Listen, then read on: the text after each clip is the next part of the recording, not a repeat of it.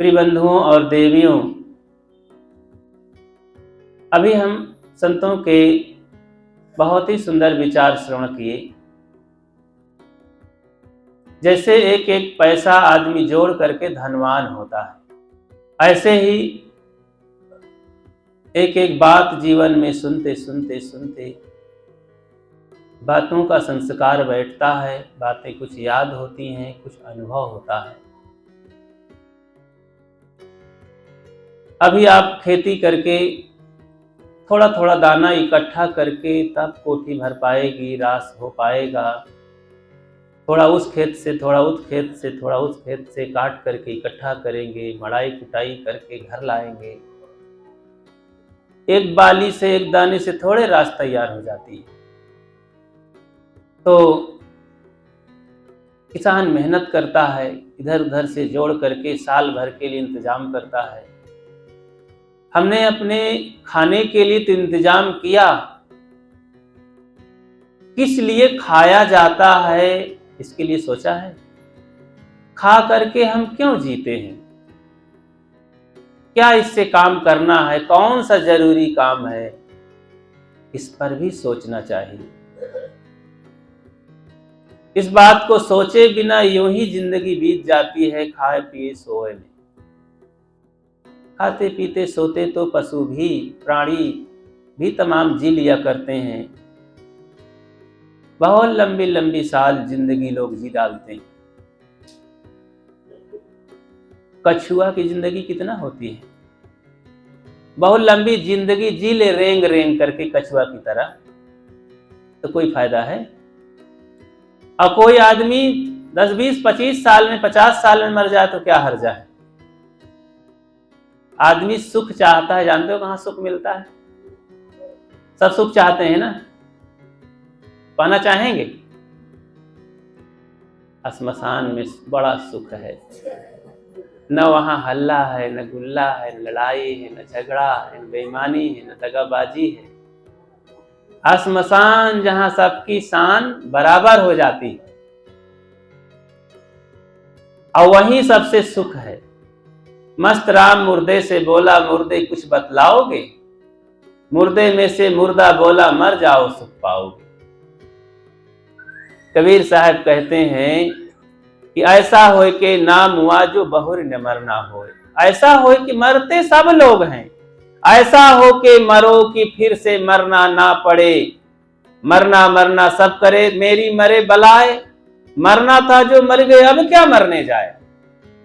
सब मरना मरना कहते हैं, अरे मेरी बुराई मर गई, अब क्या मरना है। शरीर तो मरा हुआ ही है, शरीर में क्या है? एक मसाला निकल जाए, जिसे आत्मा कहते हैं, जीव कहते हैं, मालिक कहते हैं। शरीर तो सड़ा गला मरा ही है, उसमें कौन सा दम है? तो चारों तत्वों का जोड़ है, ये सब जोड़ बिखर जाते हैं। और आदमी चाहे पीछे हो जाए जानने में, मक्खियां पहले जान लेती है ये मुर्दा हो गया, और नाक से, मुंह से, आंख से भिनक करके निकल जाती है कि जल्दी चलो। न्योता देने जाती है बहुत सी मक्खियों को कि मर गया, जल्दी चलो, काम तमाम हो गया उसका। आदमी देखता है तो फिर वो मुहाता है, मेरे मर गए। अपने के लिए सोचता नहीं है। इसीलिए दुनिया में सबसे बड़ा आश्चर्य जो बताया गया, अहन्य भूतानि गच्छन्ति हिमालयम शेषावस्तार विच्छन्ति किम आश्चर्यम मतः परम। धर्मराज से पूछा गया, यक्ष ने पूछा कि सबसे बड़ा आश्चर्य क्या है दुनिया में? उन्होंने कहा, प्रभु सबसे बड़ा आश्चर्य यही है कि दुनिया में सब मरते हैं, मरते हुए देखते हैं और कई बार कंधा देते हैं, लेकिन अपने लिए नहीं सोचता है कोई कि मैं भी मर जाऊंगा एक दिन, मेरे लिए चुनौती है। वो तो यही सोचता है, मुझे थोड़े मरना है, मुझे तो अभी बहुत दिन जीना है। तो यहां कहने का भाव है कि यहां कोई मजबूर होके ना मरे। विचारवान होके, विवेकवान होके, शरीर को समझ करके, जीवन को समझ करके, विवेक से हंसते हुए यहां से तैयारी करो। पहले से तैयार रहो। क्या करेगी? मौत की मौत हो जाएगी, नहीं बहुत पछताना पड़ेगा। अगर हम जिंदगी ऐसे घाटे में बिता दिए, जैसे तैसे खाने पीने, ये बाल बच्चे, खेती बाड़ी, कमाई धमाई, दुकानदारी और एक दूसरे की तमाम निंदा बुराई करते हुए और पूजा पाठ अंधविश्वास में जीवन हमारा चला गया, समय तो पास ही हो जाएगा। समय किसी का नौकर थोड़े है बैठा रहेगा। इसलिए हम सबको एक एक मिनट का दोहन करना चाहिए। कितना मूल्यवान समय है। सिकंदर 1 मिनट समय मांगा मौत से। पहले तो तय किया कि मुझे और 1-2 साल जिंदा रहने दे, थोड़ा और आनंद ले लूं, घर तो पहुंच जाऊं अपने।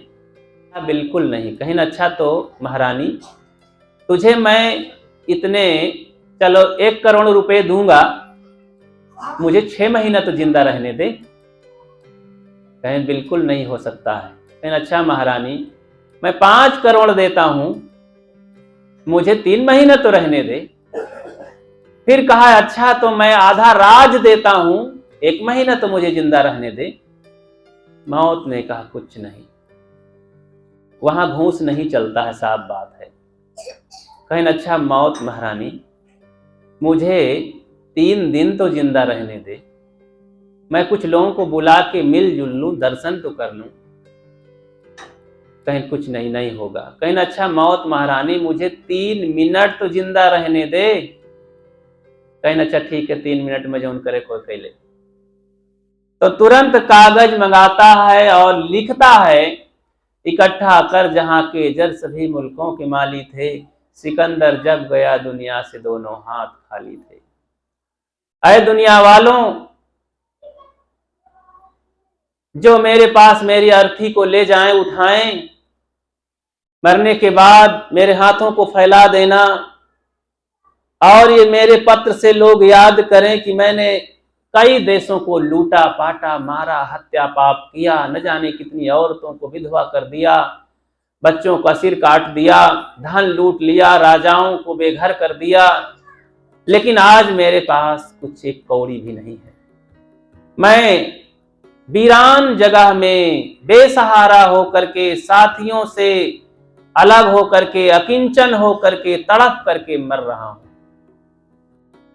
अपने घर भी नहीं पहुंच पाया, अपने लोगों से मिल भी नहीं पाया हूं। अय दुनिया वालों, जब इतना बड़ा सिकंदर जब कुछ नहीं ले गया, तो हम सब कौन खेत की मूली हैं। दुनिया से हमें शिक्षा मिलती है बंधुओं, कि हम सब लोग इन तमाम महापुरुषों से, दुखियों से, सज्जनों से सीख लेकर के अपने जीवन को संवारें, सुधारें। सुख कहीं धारा नहीं है, गरीब हो अमीर हो कोई भी हो, जीने का ढंग जाने। तो नहीं तो पछताना पड़ता है। किस पर कुछ पूछें, जांचें संतों से। घर में अपने कोई ग्रंथ पढ़ते हैं? साल भरे में कितना ग्रंथ पढ़ते हैं? 3 महीना में पढ़े हैं? महीना खाड़ में कोई पढ़े हैं? अच्छा आज कोई पुस्तक पढ़ के आए हैं? तो कोई ऐसा हो सकता है कि कभी देख लेते हो। सबके घर में धर्म ग्रंथ तो होने ही चाहिए। कबीर पंथ में हो अथवा किसी पंथ में हो, सबको सुख के लिए, सुख सबको चाहिए, शांति चाहिए, ये तो सबके लिए। कोई भी XYZ आदमी हो, गरीब अमीर, छोटा बड़ा, स्त्री पुरुष, बुढ़ा जवान, साधु संत गृहस्थ, सबको शांति चाहिए, सुख चाहिए, निर्दोषता चाहिए, प्रसन्नता चाहिए, उद्धार चाहिए। किसी को दुख नहीं चाहिए, दोष नहीं चाहिए, चिंता नहीं चाहिए। और लेकिन करते काम कितना है। अच्छा कोई काम का जब अभ्यास किया जाता है, लाभ होता है कि नहीं? जो कुछ हमारी जिंदगी में सुख और दुख है, केवल अभ्यास का फल है। क्या अभ्यास करते हैं? मन में क्रोध है, लोभ है, काम है, क्षोभ है और तमाम चिड़चिड़ापन है, चिंता है, केवल अभ्यास करने से बढ़ता चला गया है। पूरी जिंदगी निकल जा रही है, लेकिन कम क्यों नहीं होता है? क्या आपने दया, क्षमाशील, संतोष इन सद्गुणों को निमंत्रण दिया है इनका अभ्यास किया है कभी? अभ्यास से बढ़ते हैं, चाहे सद्गुण हो चाहे दुर्गुण हो।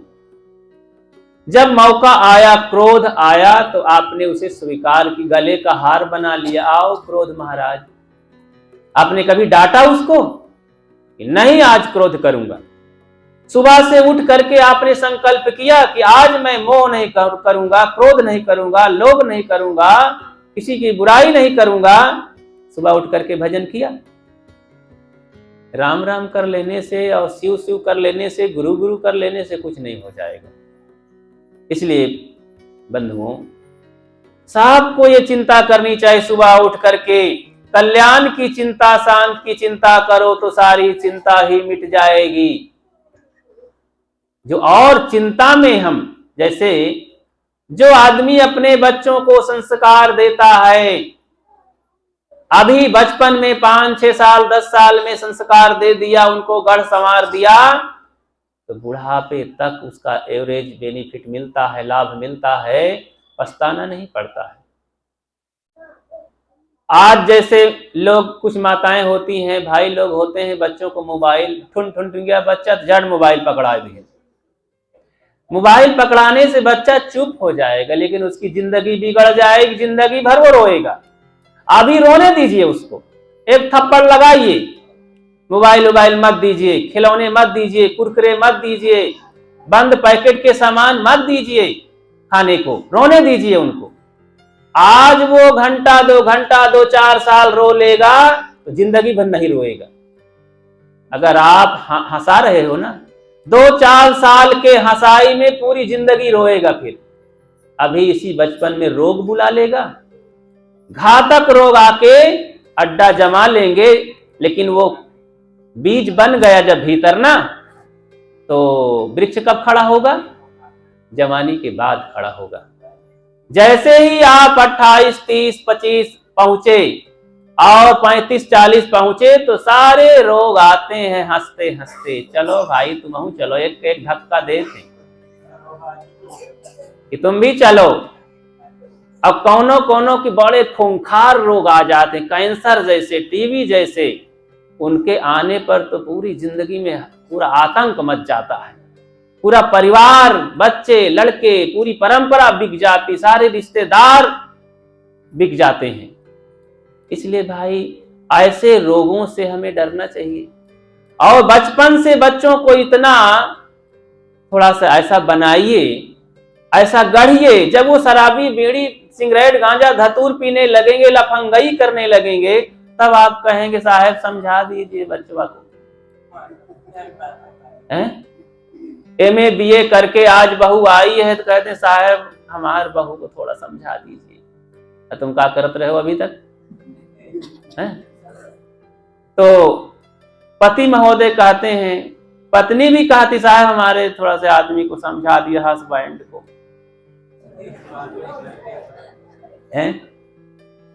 तो अब हस्बैंड तो हंसबे करी है, मार मार के हंसी है।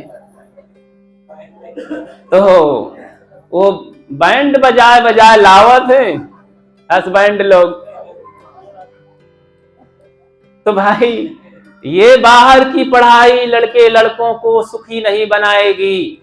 सुखी हमें संत गुरुजनों के, अच्छे लोगों के, अच्छे माता पिता के दिए हुए संस्कारों से हम सुखी बन सकते हैं। तो प्रिय बंधुओं, इन छोटी छोटी बातों को हम अगर ध्यान देंगे तो जीवन को तराशना है, सुधारना है।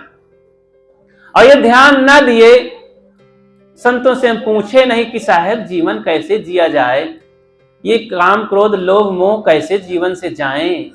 अभ्यास नहीं करेंगे, तर्क नहीं करेंगे कि ये भगवान भवानी क्या है, देवी देवता क्या है, तो सस्ते में पड़े रहेंगे।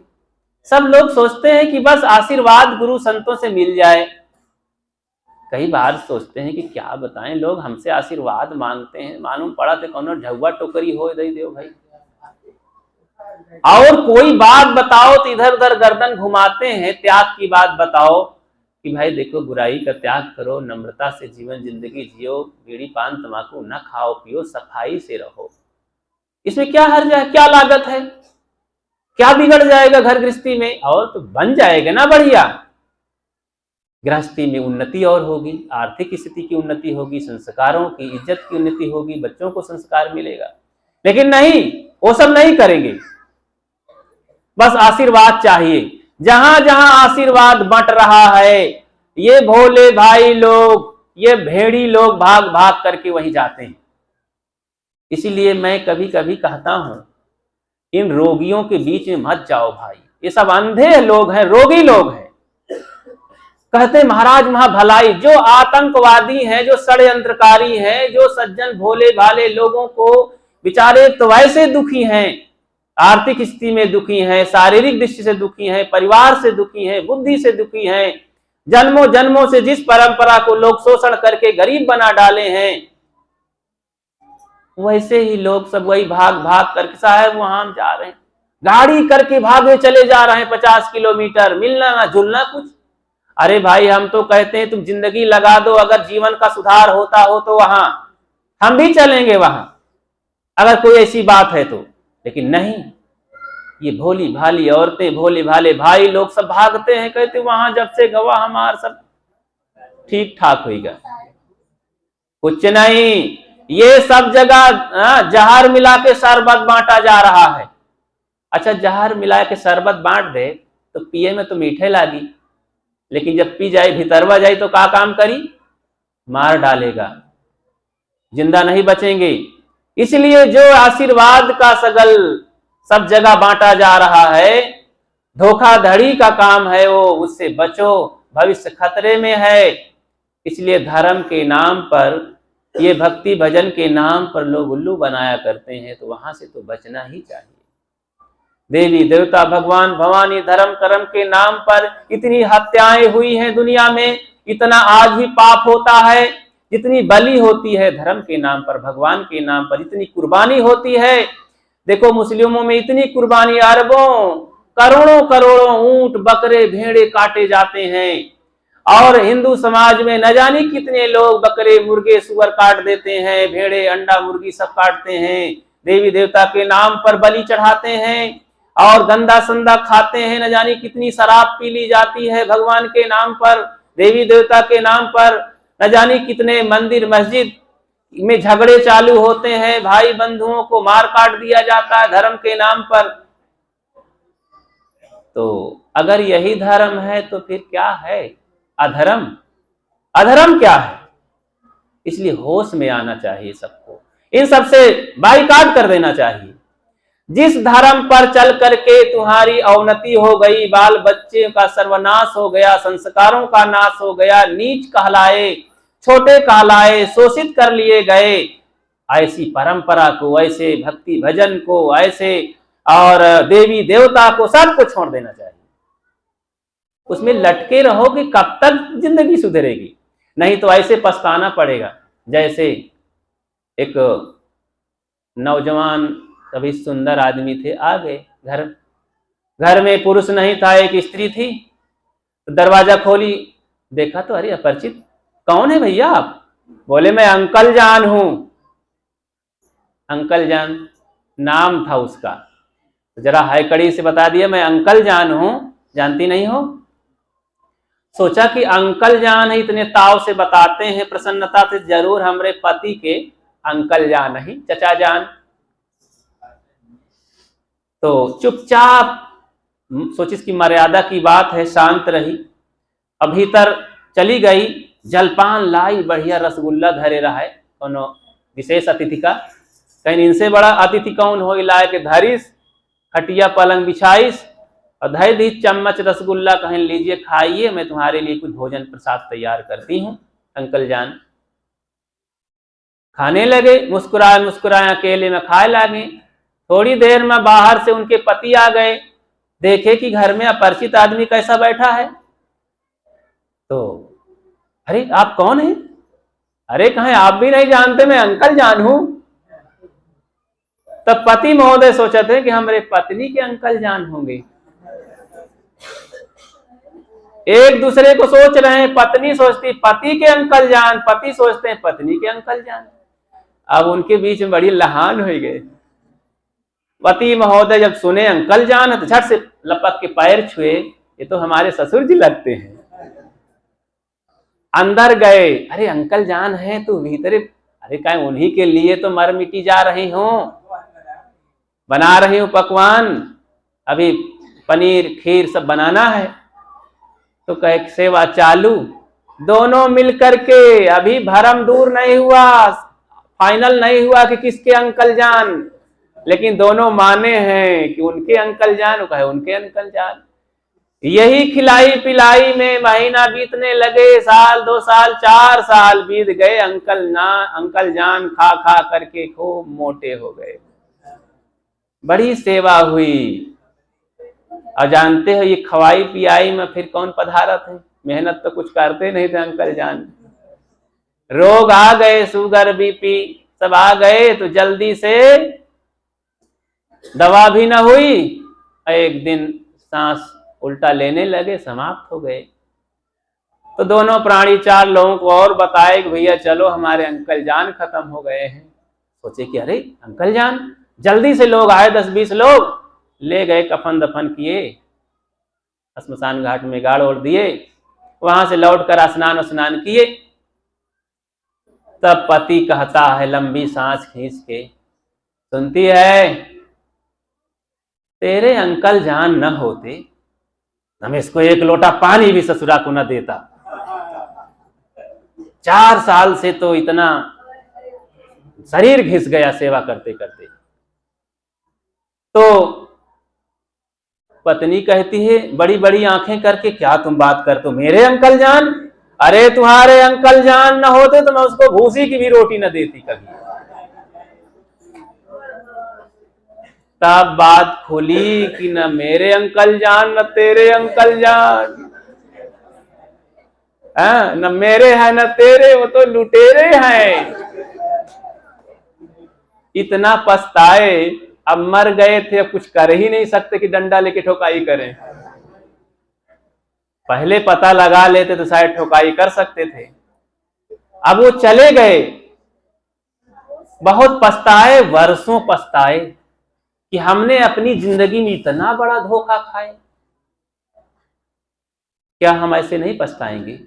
जिस दिन समझ में आएगा, संत गुरु के माध्यम से, चाहे तुम्हारे और बुद्धि ज्ञान के माध्यम से, जिस दिन पता चलेगा कि ईश्वर परमात्मा भगवान भवानी ये सब केवल दिमाग, नकली दिमाग की उपज है, षड्यंत्र है, शोषण है समाज का, बुद्धिहीनता है, विकलांगता है बुद्धि की, उस दिन बहुत पछताओगे कि हमारे सामने सारी जिंदगी हमने बिता दिया, संयम सदाचार की जिंदगी नहीं जिए, सत्संग नहीं किए, भगवान भवानी गौरी गणेश के चक्कर में पड़े रह गए, हमने कभी सच्चे देवी देवता की पूजा नहीं की, गुरुजनों के बताए ज्ञान पर हमने आचरण नहीं किया, हमने आत्मबोध नहीं प्राप्त किया। आत्म ज्ञान बिना नर भटके, कोई मथुरा कोई काशी, पानी में मीन पियासी, मोहि सुन सुन आवे हासी। ऐसे महान आत्मज्ञान के पीछे क्यों नहीं पड़ते हैं? तो आत्मज्ञान में क्या घाटा है? आत्मज्ञान हो जाएगा तो सारे दुर्व्यसन छूट जाएंगे। ज्ञान हो जाने का मतलब जब आचरण करेंगे तब ना, तब छोड़ने का मन होगा कि जीवन की इतनी बड़ी कीमत है। बंधुओं, मरने के बाद याद आता है, मतलब मरने का मतलब जब नहीं रह जाता है कोई चीज, प्राणी पदार्थ, तब आदमी जब नहीं रह जाता तब कहते हैं भैया वो आदमी बहुत अच्छे रहे, जिंदा में कभी कहे हैं अच्छे थे। जब ये आंखें फूट जाएंगी, नहीं रहेंगी, तब हम कहेंगे कि वो हो इतनी कीमत है आंखों की। जब ये हाथ नहीं रहेंगे, इसी में विकलांगता आ जाए किसी ढंग से, या एक्सीडेंट में टूट टाट जाए, तब समझ में आएगा वो हो इतना 10 लाख लगा दिए तब भी ये हाथ ठीक नहीं हो रहा, तब भी नयापन नहीं महसूस हो रहा है। पैर जिस दिन गड़बड़ हो जाएंगे, जिस दिन किडनी खराब हो जाएगी, जिस दिन फेफड़ा खराब हो जाएगा, जिस दिन गला रुंध जाएगा, जिस दिन दांत टूट जाएंगे, क्या हम इसकी कीमत अदा कर सकते हैं? जब तक ये दांत है, क्या हमने दांत की कीमत समझी?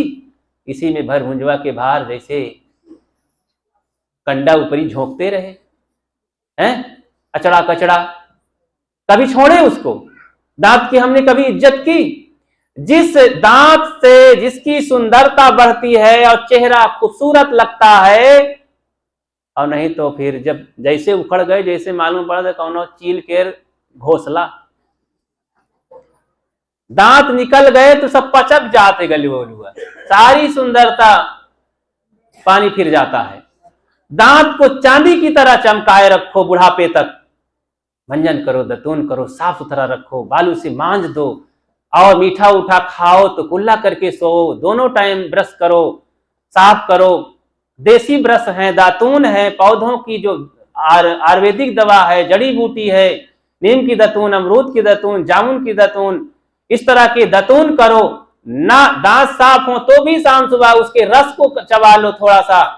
दांतों की दवाइयां हैं, दांतों में पीड़ा हो रही है, पायरिया हो गई है, तो ऐसी कुछ ऐसे पेड़ों के छाल चबा लीजिए, लकड़ी चबा लीजिए, हल्दी पानी नमक का गरारा कर लीजिए, दर्द थोड़ा कम हो जाएगा।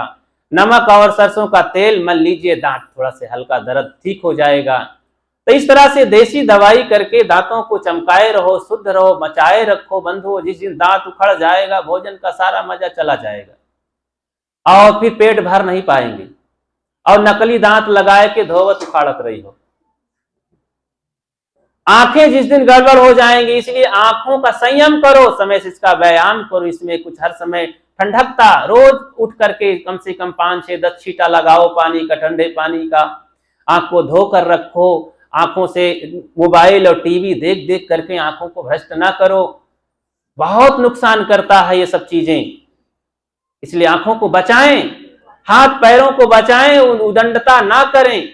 शरीर में हम रोज प्राणायाम करके शरीर से थोड़ा व्यायाम करें, कसरत करें, पैदल चलने का शौक रखें, शरीर के लिए समय दें, शरीर को स्वस्थ रखें। अच्छा शरीर की बदौलत तो सारा काम होता है बंधुओं, इसी की बदौलत सब होता है, चाहे धर्म कर्म हो, चाहे पूजा पाठ हो, चाहे सेवा दान पुण्य हो, सब इसी की बदौलत। चारों धाम इसी के बदौलत कर पाएंगे, इसी के बदौलत हम सेवा कर पाएंगे माता पिता की। इसी शरीर अगर ठीक ठाक है तो हंस बोल पाएंगे, नहीं खटिया में पड़े रहेंगे, हंसी नहीं आएगी। जिसके बदौलत सारा काम है उसी को हम नहीं कभी सोचते हैं। इसी में जानते हो कितना खतरनाक हम खाना पीना देते हैं इसको। सारे रोगों की उपज हमारे खान पान से है। सुबह उठ करके सब पानी पियो, बिना प्यास के कम से कम आधा लीटर से ज्यादा पानी तो पी ही लिया करो, तब शौच मैदान जाओ। पेट की सफाई पर सबका ध्यान होना चाहिए। और खाना पीना गरिष्ठ मत करो, तेल मसाला मिर्चा बहुत ना खाओ, जितना बन सके घर की बनी हुई चीजें भोजन पानी करो। ये तमाम शादी ब्याह काम धाम में जाओ, तेल मसाला से बहुत सारी चीजें होती हैं, मेवा मिष्ठान, थोड़ा उसको लो, बस फर्ज अदायगी कर लो। लोग चाहे जितना चरौरी करें, नहीं, वो जब रोग हो जाएगा बंधुओं ना, कोई नहीं पूछने वाला फिर। अब पैसा कोई दे भी देगा तो पड़ना दुख तो भोगना अपने को होगा। इसलिए शरीर को स्वस्थ बनाए रखो, किसी भी प्रकार से रिफाइंड से भी बचो। सब किसान यहाँ अधिकतम लोग हैं, किसी भी प्रकार से आप सरसों का तेल खाइए, घानी का तेल खाइए, इससे बड़ा लाभ होगा। मजबूरी है, बाहर जाते हैं, रिफाइंड खाना पड़ता है, थोड़ा ले लो। तमाम खाद 5 रसायन है, नहीं बच पाओगे, थोड़ा ले लीजिए। जितना बन सके जानी हुई चीजों का सेवन करें, खान पान करें, और पानी को शुद्ध साफ छान करके उबाल करके पिए, खाएं, निरोग बने। और निरोग रह करके धर्म कर्म की ओर अच्छा चलें, सत्संग करें, विचारवान विवेकी संतों के बताए मार्ग पर चलें। कभी भी घपलेबाजी में, चमत्कार में, दिखावा में, झांसा में, षड्यंत्र में ना पड़ें। बहुत लाभ होगा इससे। आपका धन भी बढ़ जाएगा, स्वास्थ्य भी मिल जाएगा, इज्जत भी मिल जाएगी, अच्छे लोगों से सम्मान भी मिलेगा, बच्चों को अच्छे संस्कार भी मिल जाएंगे, और जीवन भी आपका, जो कहते हैं ना, करवा चौथ से उम्र नहीं बढ़ती है भाई, हैं? जल्दी से इंतजाम करते हैं, जो अपने पतियों को खिलाए खिलाए के ठोस ठोस के बोरा हंस में ठोसा का और खा ले, अरे इतना और ले लियो, तो मानो अपना इंतजाम आए करती है, रोगी हो जाएगा, जल्दी से विधवा हो जाएंगी। इसलिए उनको संयम सिखाओ, नहीं पेट ठीक नहीं है, अभी ये चीज मत खाइए, संयम से रहिए। अरे बहुत बड़ा लाभ है, बचा के रखो, स्वयं बच्चों को बचाओ। इन नहीं जाने तो ऐसे स्वाद जब मिलत है ना तो बोरा हसमा ठोसत चले जाते हैं। इतना मन गिर गया है, ये मन तो चौपट करता है सबको।